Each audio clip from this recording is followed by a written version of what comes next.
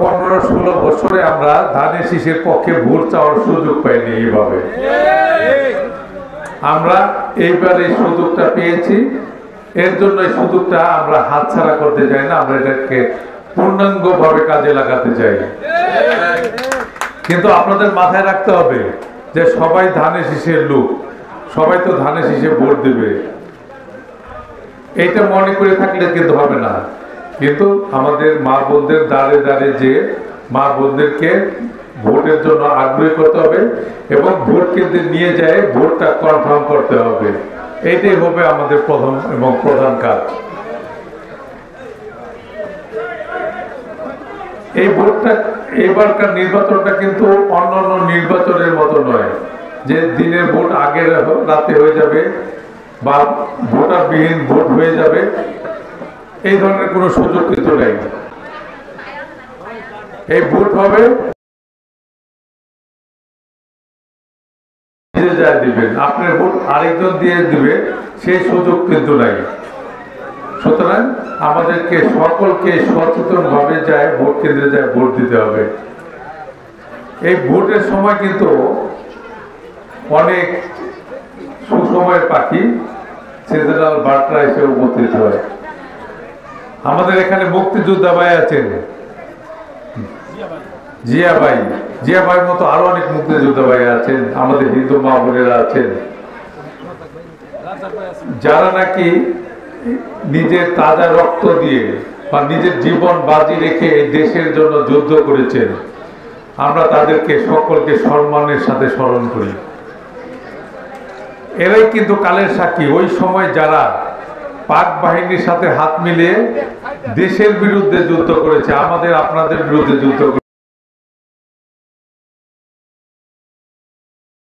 করেছে, আমাদের মা বোনের ইজ্জত নষ্ট করেছে, যারা নাকি আমাদের মা বোনকে ধরে নিয়ে যেয়ে পাকিস্তানি বাহিনীর হাতে তুলে দিয়েছে ধর্ষণ করার জন্য, নির্যাতন করার জন্য, তারাই কিন্তু বারবার আমাদের মাঝে ফিরে এসে দেশের সাথে জাতির সাথে বেইমানি করার চেষ্টা করছে।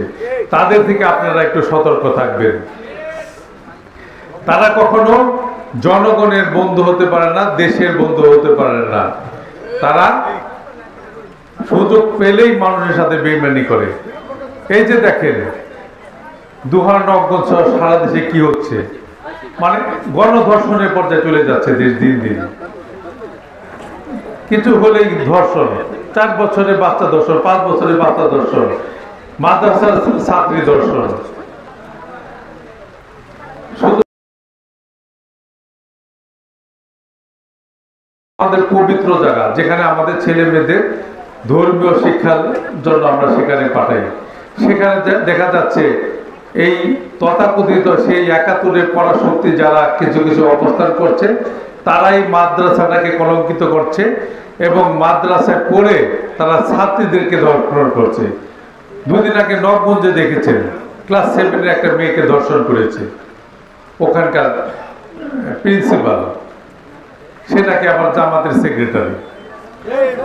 এই দলের সেক্রেটারি যদি যে দলে থাকে তাহলে সে দল কিভাবে এই দেশে শান্তি বয়ে আনবে?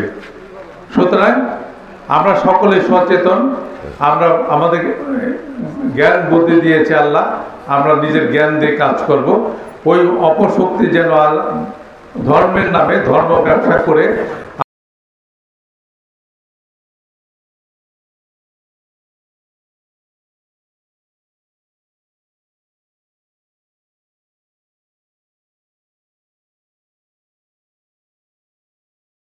এরা আবার দেশ ছেড়ে পালিয়ে যেতে হবে। হিন্দু মা বোনেরা যারা আছেন দেশ ছেড়ে পালিয়ে যেতে হবে। 71-এ যেভাবে নির্যাতনে তারা দেশ ছেড়ে পালিয়ে গেছিল, এলাকা ছেড়ে পালিয়ে গেছিল।